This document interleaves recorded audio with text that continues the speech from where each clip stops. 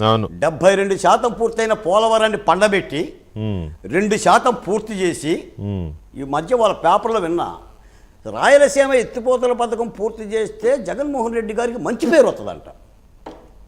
మరి పోలవరాన్ని గోదావరిలో ముంచితే, అమరావతిని కృష్ణానదిలో ముంచితే ఇది ముంచడం కాదా? అప్పుడెవరికి వస్తుంది అంటే అమరావతి కడితే చంద్రబాబు నాయుడు గారికి మంచి పేరు వస్తుందనే, పోలవరం పూర్తి చేస్తే చంద్రబాబు నాయుడు గారు అప్పల భగీరథుడు అవుతుందనే. ఎందుకు ఆపారు చెప్పండి? మీరు ఒక మాట అడుగుతానండి. అంబటి రాంబాబు గారు జలవనరుల శాఖ మంత్రి, స్వయంగా ఆయనే చెప్పాడు, నాకు గణపతి అడుగులు తెలియవో గణపతి సెంటీమీటర్లు తెలియవో, నన్ను తెచ్చేసి జలవనరుల శాఖ మంత్రిగా పెట్టారు. ఇది ఆయన ఇచ్చిన స్టేట్మెంటే. అవునవును. మీకు ఒక మాట చెప్తాను సార్. ఇందా మీరు ఒక మాట అడిగారు, మీరు ఈ సోషల్ మీడియా ఎంక్వైరీ చేయాల్సిన బాధ్యత లోకేష్కి ఎందుకు ఉంది అని మీరు అన్నారు. మరి సజ్జల రామకృష్ణారెడ్డి గారికి సకల శాఖ మంత్రిగా ఎందుకు రివ్యూ చేశాడు ఆయన? ప్రతి మంత్రి సజ్జల రామకృష్ణారెడ్డి గారిని ఎందుకు కలవాలి? ముఖ్యమంత్రి గారి దగ్గర పోవాలంటే సజ్జల గారి దగ్గర అనుమతి తీసుకోవాలి కదా. ప్రతి పాత్రికేయ సమావేశం ఆయనే కదా అడ్రస్ చేసింది. గత 5 ఏళ్ళు మీరు నేను డిబేట్ చేసింది సజ్జల మాట్లాడిన మాటల మీదే కదా. అవును, ఇది ప్రభుత్వం అండి, ఇది ప్రభుత్వం. Lokesh is also strong man in the government. ఆయనకు బాధ్యత ఉంది, ఆయన పరిశీలిస్తాడు. సార్ వెంకటకృష్ణ గారు, పోతిరెడ్డిపాడు హెడ్ రెగ్యులేటర్ ద్వారా 44,000 క్యూసెక్కులు రేయంబగల్ ఫ్లడ్ లైట్ వెలుతురులో నీళ్లు తరలించుకుపోయి కృష్ణానది ఆయకట్టు 100 ఏళ్ల ఆయకట్టు కడుపు కొడితే చంద్రబాబు నాయుడు గారు మెదలకుండానే ఉన్నారండి. ఈ రోజున పట్టిసీమ ద్వారా పూర్తి కాకపోతే కృష్ణా డెల్టాకి నీళ్ళేవండి.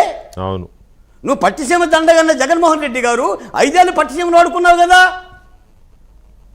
సాగునీళ్ళ గురించి మాట్లాడే నైతిక అర్హత ఎక్కడుందండి జగన్మోహన్ రెడ్డి గారికి? అసలు అభివృద్ధి గురించి ఎలా మాట్లాడతారండి? మీకు ఒక మాట చెప్తానండి, ఒక చిన్న మాట. కాకి హంస అవుతుందండి వెంకటకృష్ణ గారు. కాకి హంస అవుతుందా? ఒక కాకి అనుకుందంట, హంసేమో కాదు, హంసేమో తెల్లగా ఉంది, దాని రెక్కలు తెల్లగా ఉండే, అది అందంగా ఉంది, నేను హంసగా మారాలంటే ఏం చెయ్యాలి? బహుశా అది నేలల్లో 24 గంటలు నాంట మూలం తెల్లబడుతుందని ఇదిగో నేలలో దిగిందంట. ఇదిగో నేల దిగితే ఏమవుతుందంటే దీనికి ఈత రాదు, ఈతలేకపోయింది.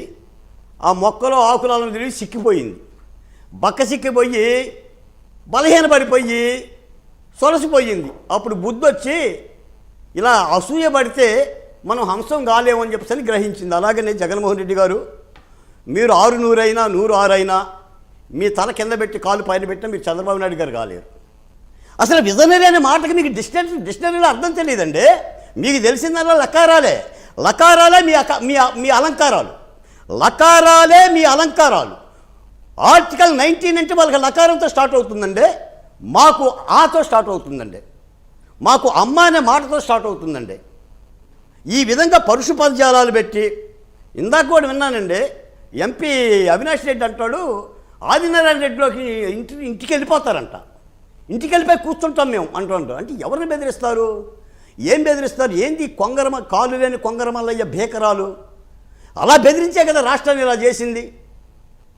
అలా బెదిరించే కదా మీరు 11కు పోయింది. సార్ వెంకటకృష్ణ గారు, ఇప్పుడే విన్నాను మీ స్కోలింగ్లో మొత్తం 11 మంది ఎమ్మెల్యేల్లో 6 అటెండెన్స్ ఉంది. అది మాట్లాడదాం, అది కూడా ఉంది, అది మాట్లాడదాం, పోతున్నారు, అది మాట్లాడదాం, నలుగురే. అదే సార్, అది మాట్లాడదాము. 11 మంది అటెండెన్స్ తీసుకోమన్నాడు సార్. వాళ్ళ 11 మంది ఎమ్మెల్యేలన్నా క్రమశిక్షణలో పెట్టుకోమన్నాడు జగన్మోహన్ రెడ్డి గారిని. క్రమశిక్షణలో సంతకాలు ఎందుకు, దొంగ టీఏ బిల్లులు ఎందుకు? అది ఓకే. ఇక్కడ విషయం ఏంటంటే లోకేష్కి ఏం పని సోషల్ మీడియా గురించి మాట్లాడడానికి అని మాట్లాడుతున్న వీళ్ళు మా గొంతులు నొక్కేస్తారా, ఆర్టికల్ 19కి విరుద్ధంగా వ్యవహరించే వాళ్ళపై చర్యలు